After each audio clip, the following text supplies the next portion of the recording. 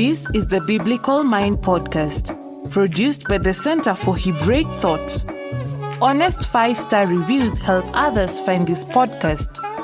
Visit the magazine at thebiblicalmind.org for articles and videos that explore the deep structures of Scripture. Dru, you and I have talked on the topic of biblical justice previously. A cornerstone of biblical justice is this, what is referred to as the principle of Talion: eye for an eye, tooth for a tooth, ear for ear, on and on and on. But as that gets discussed in Christian circles, it can often even be a question of, is this a principle by which Christians are held to? So I'm curious, as you hear this, as you teach on it, what is the biggest hurdle, or one of the biggest hurdles, right, that you think people have when they approach this principle? Yeah, for me, is that they think it's a cornerstone to biblical justice. Okay. I don't think it's a cornerstone. I mean, I think it's an integral part of biblical justice in the thinking of how Israel is to be in the world.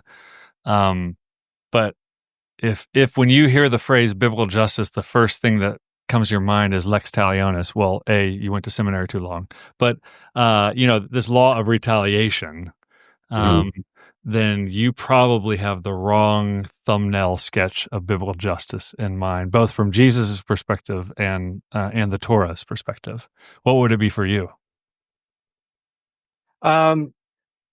Well, yeah. So I think that there are different kinds of justice. And so as I talk to people on this subject, it's that they frequently talk past each other, like favoring or prioritizing one kind over another. So like you mentioned, what is often referred to as retributive, or I prefer the term restorative justice, then Lex Talionis is a cornerstone of that kind. But to your point, that kind is entirely unnecessary in a world without sin. Right. So it is only because of a fallen world that principle even exists.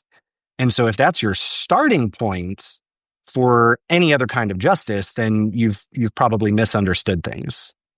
So what you're not saying, but it seems to be present in what you're saying, is justice is actually is there in the garden, right? Yes. Before anything goes wrong. Absolutely. If you don't have a kind of an imagination for biblical justice that can understand what that means and what that might entail, then maybe you're off in the wrong starting blocks, facing the wrong direction, right? You might be on the track running and see some similarities, and you're in lanes and you're passing people, but the only reason you're passing them is because you're going the wrong way. Yeah. Okay, so maybe we should just talk first of all about the places where eye for an eye, which is where the principle is most strongly rooted. Eye for an eye, tooth for tooth. Where did it show up? And it's easy. Yep. There's only 3 of them in the Torah, but they are key in what's going on in those spots of the Torah. And so, kind of starting with Leviticus 24:17 through 22. I think could be, in people's minds, kind of the classic formulation. And so that reads, "Whoever takes a human life shall surely be put to death. Whoever takes an animal's life shall make it good, life for life. If anyone injures his neighbor as he has done, it shall be done to him. Fracture for fracture, eye for eye, tooth for tooth. Whatever injury he has given, a person shall be given to him. Whoever kills an animal shall make it good, and whoever kills a person shall be put to death. You shall have the same rule for the sojourner and for the native, for I am the Lord your God." So talk about that. Well, I'm glad you started with the Leviticus one and not the Exodus one, so that we can make the point that Exodus might take priority in the thinking here, because when we get to Exodus, we'll see a very different wax on this issue. I think, first of all, I've been focused on law the last couple of years, and so my thinking has tightened quite a bit in a good way, I think, which is, hey, is this a law, right? We call it Lex Talionis, which means law of retaliation, but is it even a law? I don't think it is a law, and again, I don't think it's a law in the sense of you can't do it or not do it, right? There's no way to actually practice what it says. And what's really interesting is in none of these instances does it actually advocate practicing what it says. So even here, right, it's animal, like it's talking about restoring animals and restoring human life with this principle of eye for an eye, tooth for tooth at the same, in parallel, right? You would expect it to say something like, oh, well, you could just pay off an animal death or something like this. So you have to, like, whatever's going on with the humans, you do it with animals as well in some way. So there's some parallel spanning. I think the best way to think about this is, and the way I divide it up, is principles versus instances. And the principle, like, do not murder. Well, that's not a law. It's not a command. I mean, there's no way you can keep that command. And there's so many, because then you start saying, well, what does murder mean? It's like it's killing somebody. Well, there's all kinds of sanctioned killing in the Old Testament. There's all kinds of sanctioned killing today, right? If a police officer sees someone charging at me with a knife and stabbing me, they can shoot them, and we would consider them a hero for doing that, right? So it's not just killing somebody, but it's killing somebody in very specific circumstances. And even, do not murder, you shall not murder, you shall not murder. Coming on the 10 Commandments, it comes down the mountain from the hand of a God who just killed thousands of people, according to the story, in the hands of a guy who killed a man in Egypt, and that's why he had to go on the run. He was on the lam because he murdered a guy. And then when he gets to the base of the mountain and sees the orgy, he murdered, him and the Levites murdered thousands of people. So what does do not murder mean? And I think you just step back and go, oh, this is a principle, which means I need to start looking for the concrete instances that fill out what is murder and what is not murder. In the same way, eye for an eye, tooth for a tooth. What is the eye for an eye? Where is it aimed? The concrete instances retrain and restrain how we understand the principle, because you shall not murder and eye for an eye, tooth for a tooth could be taken 100 different ways, maybe a dozen. You could interpret different ways, but the instances kind of lock down the parameters of how you might understand it. So I think that's helpful to frame it that way, because then if we do go to Exodus 21, we start to get some of that, how far-reaching is this principle and where does it apply? And it so let me actually read that. Direction in Exodus 21. Before we get there, I think it's also, it's worth saying, at least for all three instances, they occur at different times in Israel's, journey, as it were. And so when we go back to Exodus, there really everything we're getting ready to say is, well, if you think every word of Scripture is equal to every other word, then we have one task in front of us. If you think there's actually priority, as Joshua Berman has suggested, maybe Exodus is kind of on the run, what you need to know law and instruction, and then it gets ratified through amendment, and which like the Constitution, where you don't change the Constitution, you just show how better to interpret it as you ratify it with amendments. So depending on which one of those views you take, depends on what you think is going on with eye for an eye as well. And I'm going to show why I think Jesus takes that Constitution and amendment view, rather than the kind of all these laws are equal and you just have to figure out the concept behind them. Okay, great. All right, so Exodus 21, 22 through 25. You could actually take the larger section because it gets applied over and over, but this is where the exact phrasing pops up. And so it says, when men strive together and hit a pregnant woman so that her children come out, but there is no harm, the one who hit her shall surely be fined, as the woman's husband shall impose on him, and he shall pay as the judges determine. But if there is harm, then you shall pay life for life, eye for eye, tooth for tooth, hand for hand, foot for foot, burn for burn, wound for wound, stripe for stripe. So many wonderful things going on in this passage. like interpretively, there's so many interesting things going on. First, it's like, if you strike a woman so that her child comes out, a pregnant woman, but there is no harm, and you're like, time out. In what world do you force an early delivery and there's no harm, right? So there seems to be already something present in their thinking, and I think I love that about this section of Exodus, where this is technically tort law, where there's harm done, where the constraints are so narrow. It's like laser focused, and you can say the same thing with if someone strikes their slave and kills them, it goes on to say it doesn't even deal with the death of the slave. It just assumes that the death of the slave is going to be avenged by the family of the slave, right? That people have the right to come and murder that person as a recompense.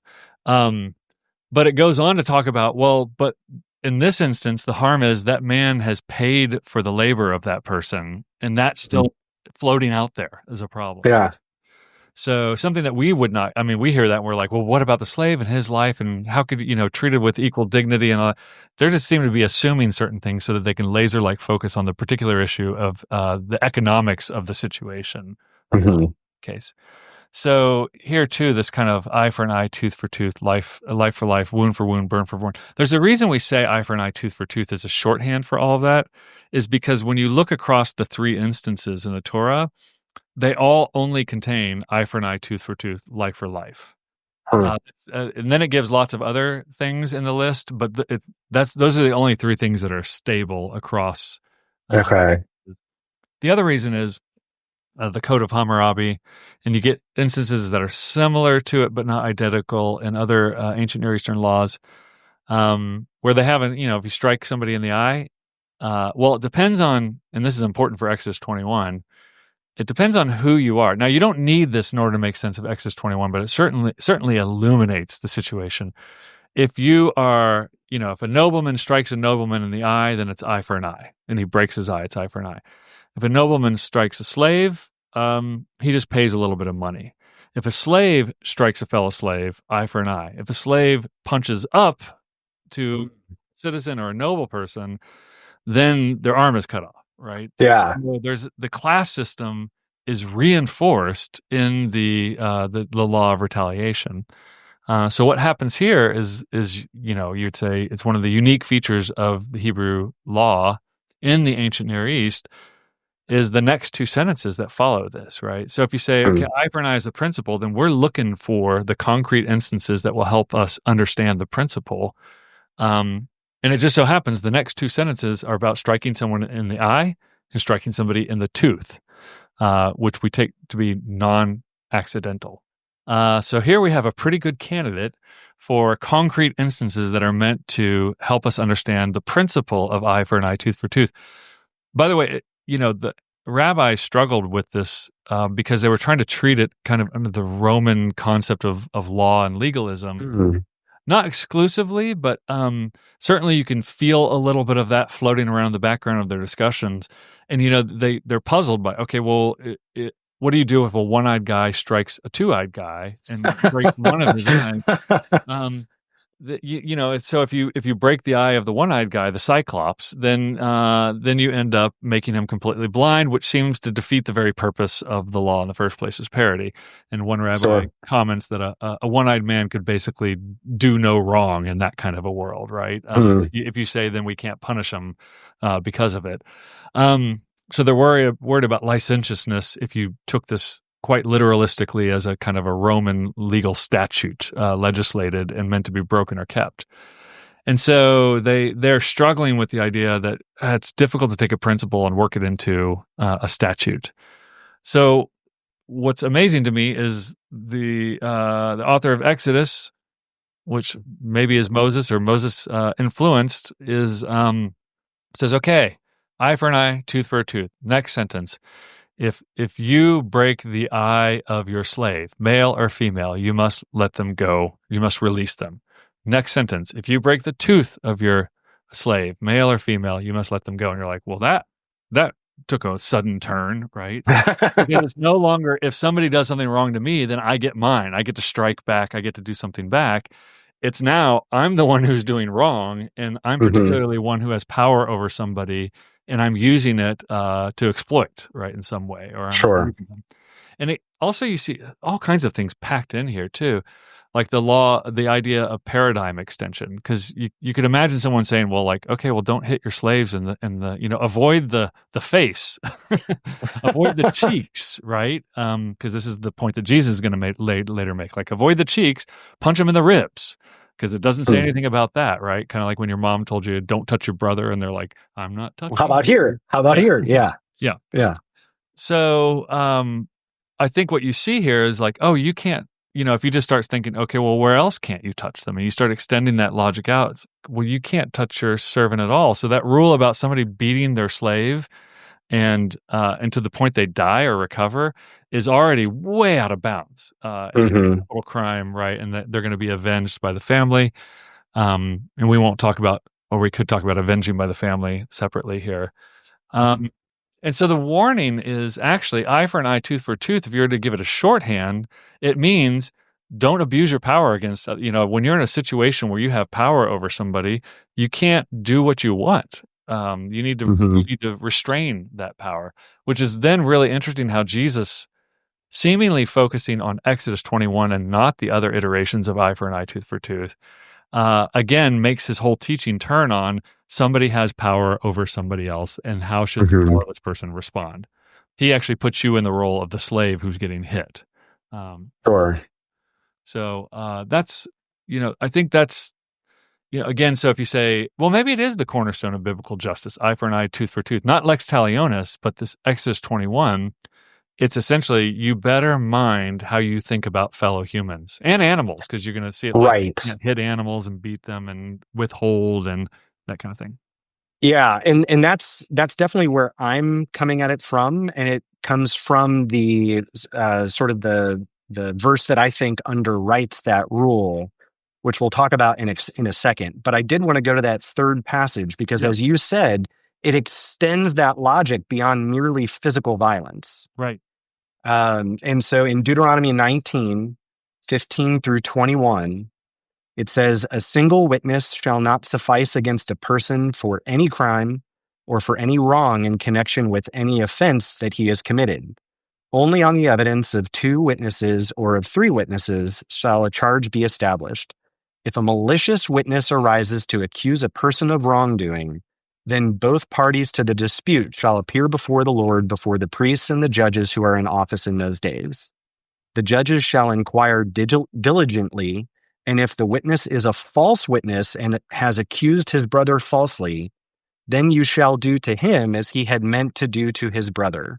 So shall you purge the evil from your midst, and the rest shall hear and fear, and shall never again commit any such evil among you. You shall not, your eye shall not pity.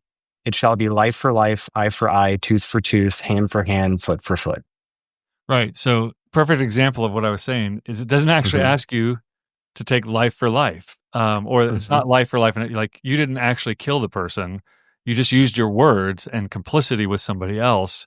And it's actually, in the Hebrew, it's a violent witness or whatever. That's the problem here. So, what's interesting to me is this, if you want to talk about biblical justice, and this is when people say, well, the American system of justice is based on the Bible. I'm like, kind of. There would be some radical modifications that in some ways would seemingly be better, right? Like, we just have perjury. We're like, oh, you spend some time in jail if you got this person on the death row because you and a person, conspired and lied about it. It's also a world where you don't have DNA, you don't have any other evidence. As they say in the old country, your word is your life, and you're giving your word as a life, and you have all of these worries about giving oaths and rash oaths and what you swear to. So I think here you have an example that this really is. It is talking about if somebody dies, capital punishment seems like the appropriate response. And that's where you then talk about the avenging family versus the state becomes a problem here as well.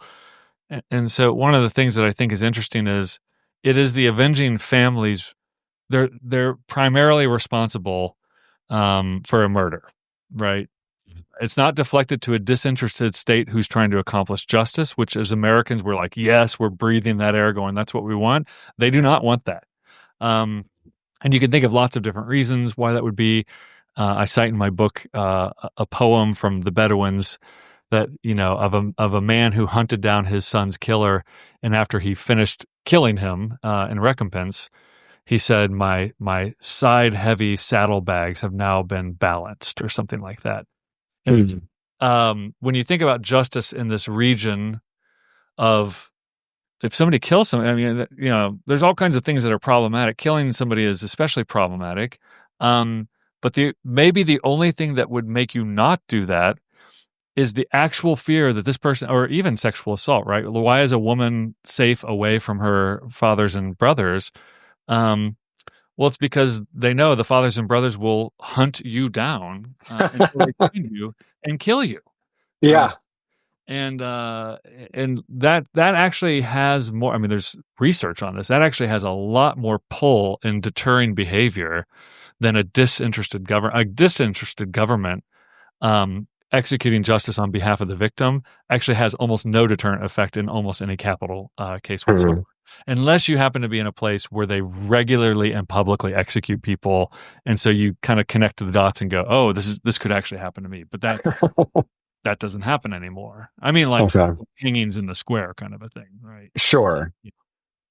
Now, I do, when I read this Deuteronomy 19 passage, I have in the back of my mind Haman from the book of Esther. Right. Or, any Disney villain always seems to hang from their own gallows. Right. But, there it's actually the hand of God behind the scenes that is providing the justice and the deliverance, as opposed to, like you said, a disinterested governmental party. I guess you could argue that is the vehicle through which God chooses to administer this justice, but it's just an interesting, connection that they're making there. Yeah, I think that point you're making too is that, it may seem cliche, but that God. Wait, there's a song called "God is Watching." If we just pretend for 1 second that God was like Santa Claus. Maybe I can speak in a way that we Westerners could understand. Imagine God who's like Santa Claus, who is omniscient and is keeping a detailed list of wrongs, right? This is, you don't have that in the Bible, but you certainly do have this.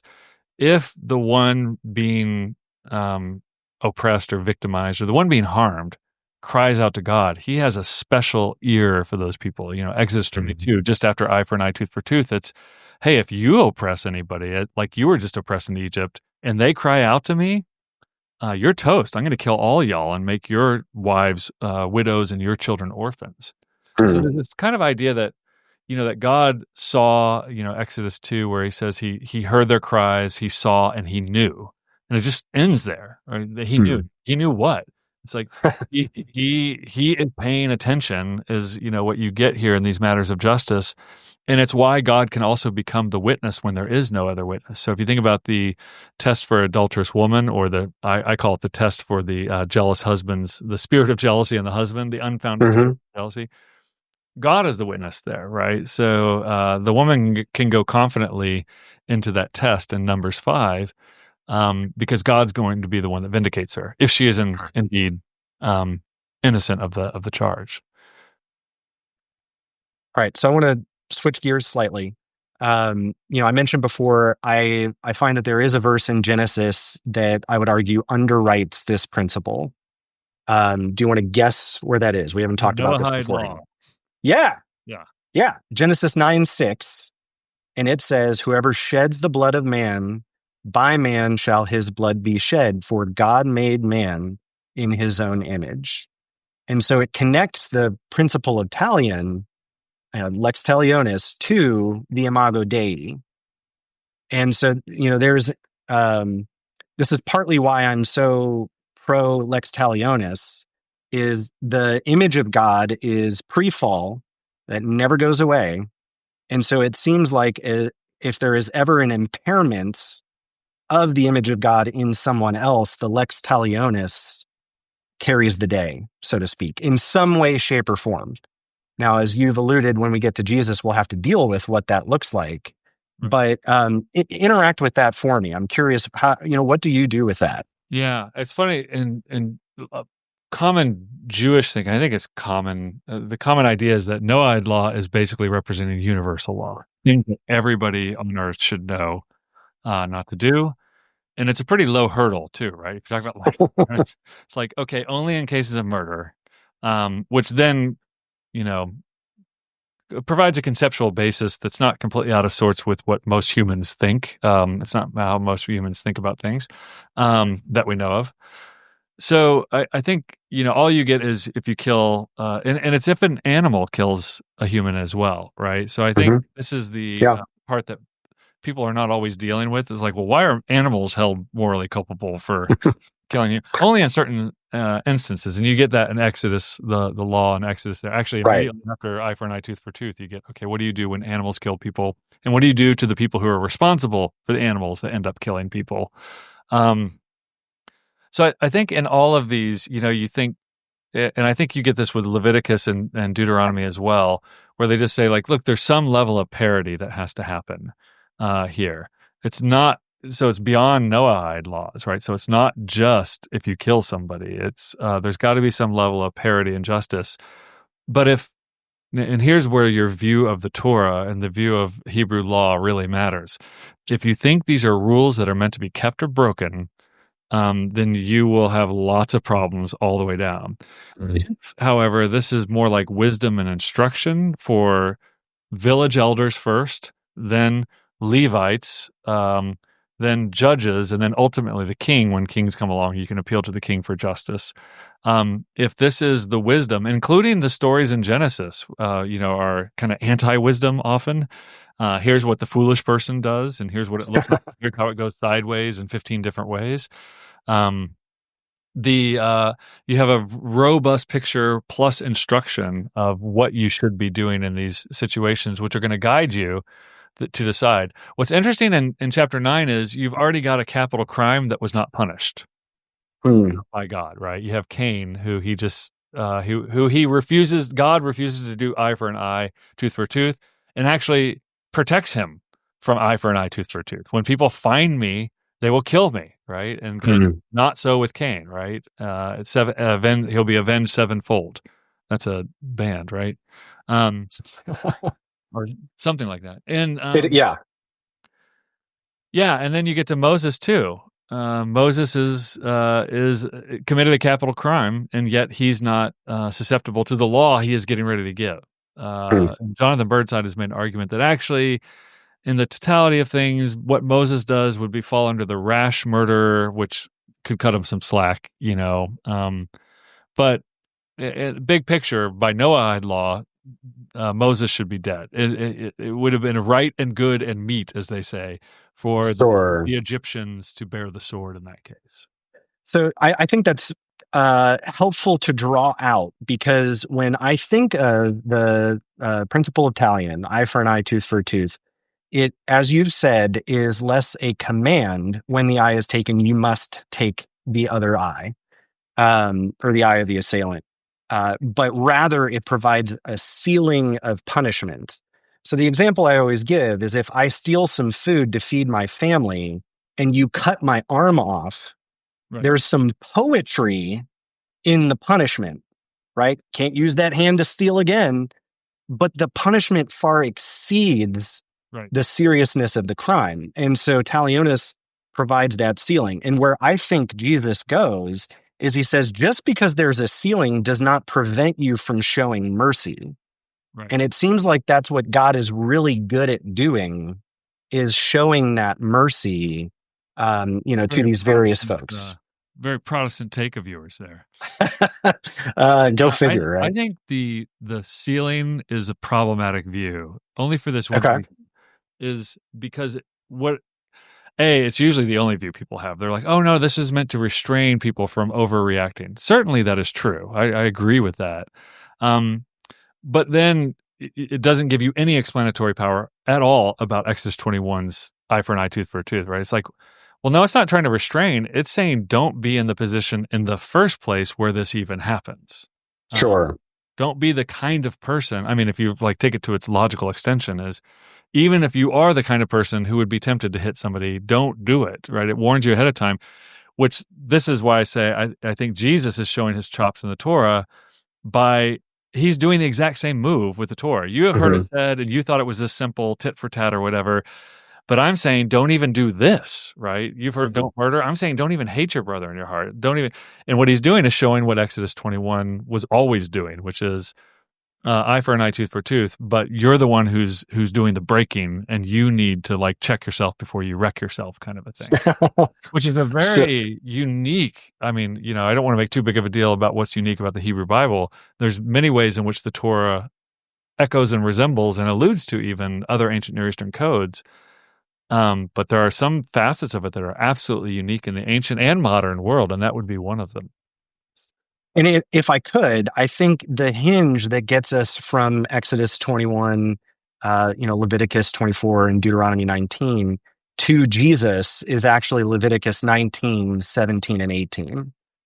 I think the same logic is working in this, and I'm going to read it here just so we can kind of make that jump. You need to read this? I think, actually, we should play a game called Leviticus 19, 18 says, love your neighbor as yourself, right?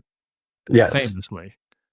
That's the end of the sentence. Right. What's at the beginning? Like, just let's do we could put a little music in, a little Jeopardy music. What is the beginning of that sentence? In which your neighbor as yourself is rather instead, you should love your neighbor as yourself. Yeah. Right. Okay. So now go for it. Read that. Pause here. Yes, indeed. Indeed. Dramatic pause. You shall not hate your brother in your heart, but you shall reason frankly with your neighbor, lest you incur sin because of him. You shall not take vengeance or bear a grudge against the sons of your own people, but you shall love your neighbor as yourself. I am the Lord. Right. And start there with like principle or law. Right. Principle or instance. Certainly confusing if you say, well, this is a rule, a statute. Like, wait, you can't bear vengeance, but you just got done telling me how to bear vengeance in this case and that case, right? So, and would go on to do so again. Right. Yeah. Yeah. So this section of Leviticus 19 is a lot of principled teaching. And you see the principle and instance in Leviticus 18 as well.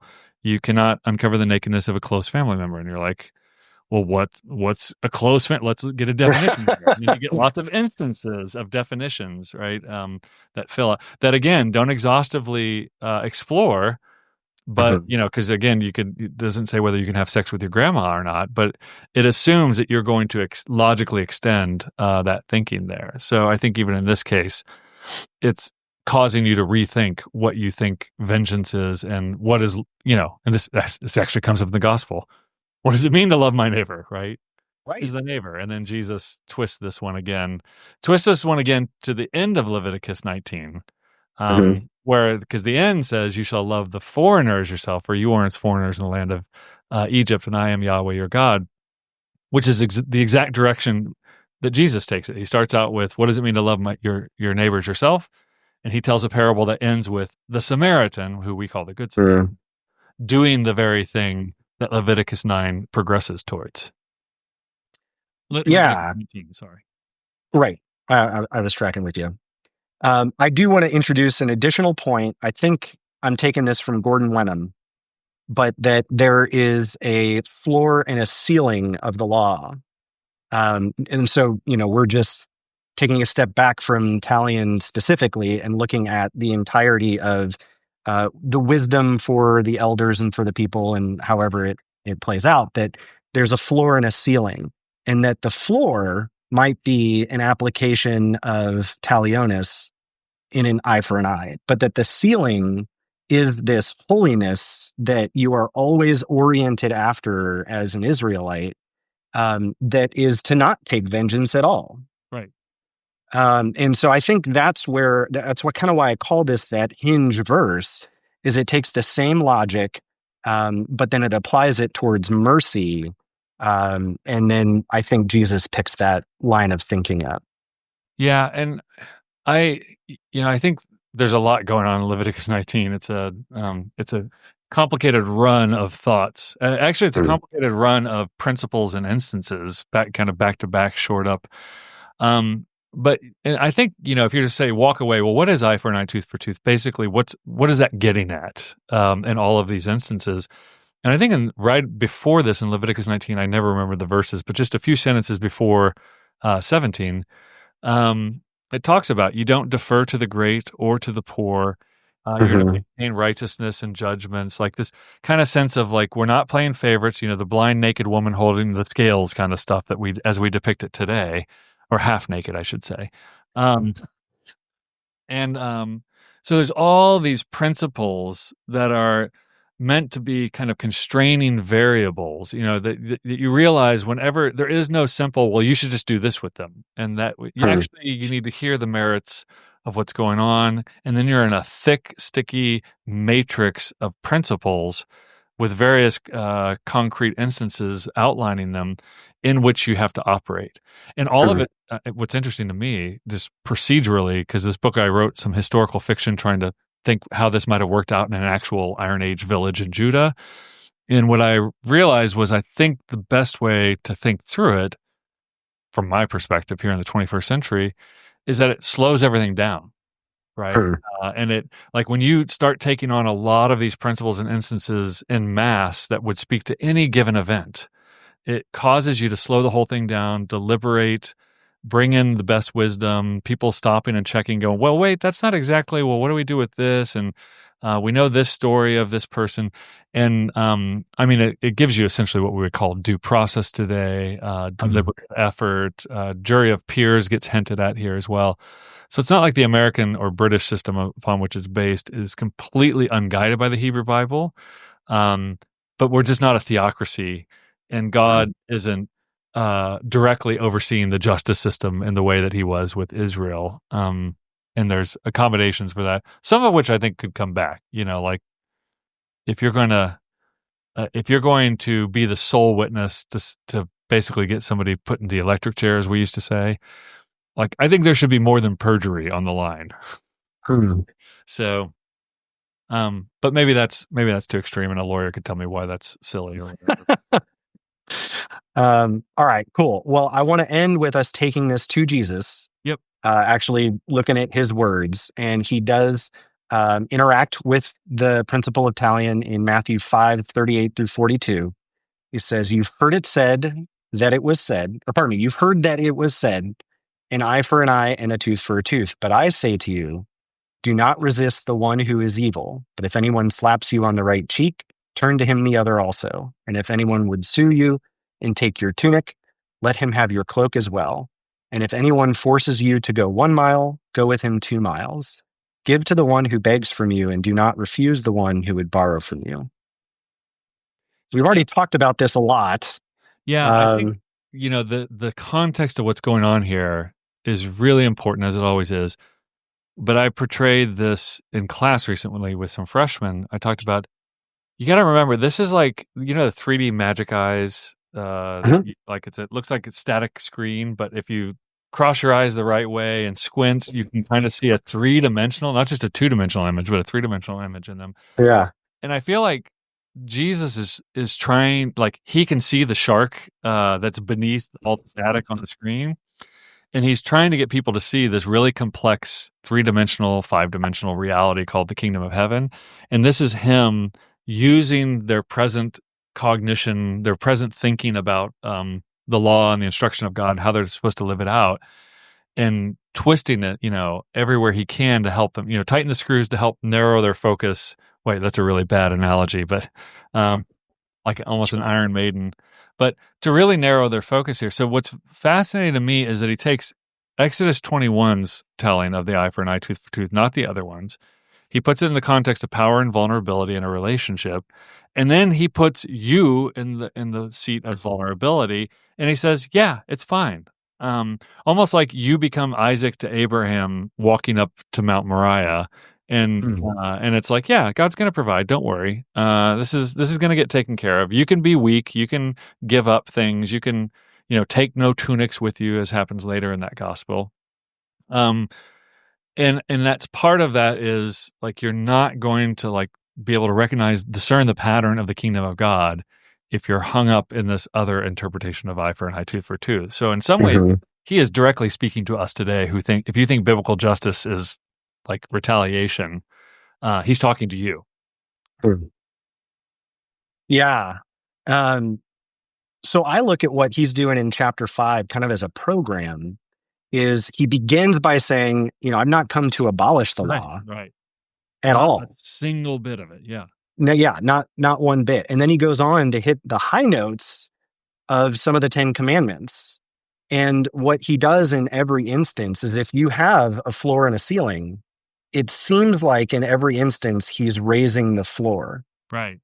So life in the kingdom is, it is here, yeah, sure. But I really do want you up as close to holiness as you can get, because that was always the program. Right. And it's a really weird floor where the kind of floor where people can just smack you around and it's fine. Like you don't even have to be offended by it.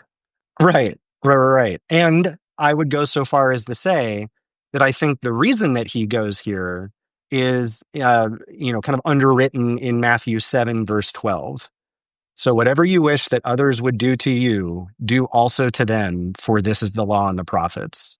And so for me, Jesus is saying, okay, you've been offended, so do unto others what you would. How many times do people give mercy to themselves, but give no mercy to anybody else? And Jesus is saying, like, if you want that mercy and you've been offended, you got to give it. Yeah. In psychology, they call it attribution bias, where everything somebody does wrong, when they do it, it's because of their personality. Like they're just a bad person with time or whatever, because that's why they show up late. But when I show up late, it's because of the traffic. It's because of, it's all these other things. Yeah, I think that's a very helpful way to tie it together. It's that he's raising the floor. And again, I think what's remarkable about what he's doing, just with the how he's rhetorically using the Torah, is he's actually not changing anything about it. And if you take the view that Jesus is giving a new gospel ethic that has never existed in the world before, I think you're just reading the Torah through that kind of Roman legalized, these are just a bunch of rules that we break or keep. Which there's a whole tradition of that, and which means, you're buying into the whole Luther's gospel versus law dichotomy, which breaks down immediately once you realize the mercy and the principles and the instances going on in the law, that it's instruction for wisdom, etc. So yeah, it's in some ways we'd say this is a different view than a lot of Christians might currently hold, but it's a very old view that I would like to suggest that Jesus himself held. And really wanted us to hold as well. So, and if I could kind of reformulate the principle of Talion for our ears, I might do so by saying you may impair your neighbor up to the level that you have been impaired, but the conditional, you may, does not require you to. Right. And it's because harm has been done that the image of God, it's all at work in there. So I think that might make it a little bit more palatable to our ears, even though it's doing the exact same thing. Do you have any? Yeah, well, I think that, and I think the other side, which is going to be the stretch for people, is the principle of retaliation means you can't exploit people who are vulnerable with reference to you. But you, and Jesus is following the logic of the text, but you can be exploited, and it's okay. That's good. Which is the package that is shocking. I mean, that's not where most people, and which is why people, again, if you see it in Exodus, then it's not shocking when Jesus just reiterates that and kind of flips it also and says, yeah, and you can trust God in these things. But if you never notice this in Exodus, like I didn't for a long time, then you would think that Jesus is doing some entirely new thing for this New Testament ethic called the kingdom of God, et cetera. All right. We kicked this dead horse. I have one final question. Okay. How would you apply this for Christians today in a meaningful way when it comes to social media or social interaction, political views? What would you do? I think, well, for Americans, let's just, because that's the culture I'm most familiar with. I think there's all kinds of ways. When my wife's aunt died of medical malpractice, like genuine, it was they nicked her artery and closed her up, and she bled to death within inside of herself. Like it was a bad situation at 43 years old. The feeling of even myself, I was in seminary at the time, was kind of like, well, we're going to get millions for, like, the family is going to get money from this, right? And the idea is, there's kind of a sweet idea that her life was invaluable, but that's actually not how the tort works in courts. They actually calculate, okay, she was 43 years old, so she had 30 years of work left. She made this much money a year. That's how much money you can recoup. And then you can do harms and damages and that kind of stuff. But there really is this general, I would say, even in the way we think of, this is kind of a stretch, but wages is like, we think that wages should always go up. So we should always get raises, which is entirely out of step with reality, right? If you think about this for a second, that and it only benefits the worker and has no benefit towards the organization. So even the way we relate to things, we just expect this kind of asymmetrical relationship with things. Things should just not only go well, but they should go better than what we put in. Almost like an investment mentality. I should be getting 10 to 15% back on this investment. And I feel like this is just latent in American culture in all kinds of ways. Social media, I don't know. I can't. I can think of some really nasty behavior on social media where it's like we're going to cancel this person and take them down because they said this thing, rather than having any kind of reasonable discussion or whatever. But that's the only place my mind goes. And with that, I should probably shut up. All right. Well, thank you. I appreciate the conversation. I hope it will be helpful to many. Yep. Thanks, Mike. You always have profound insights that help me think more clearly as well. Awesome. Have a good one. All right. See ya. You've been listening to the Biblical Mind Podcast, exploring the deep structures of Christian scripture. For more, visit the magazine at thebiblicalmind.org. Subscribe to this podcast at all the usual places so you never miss an episode.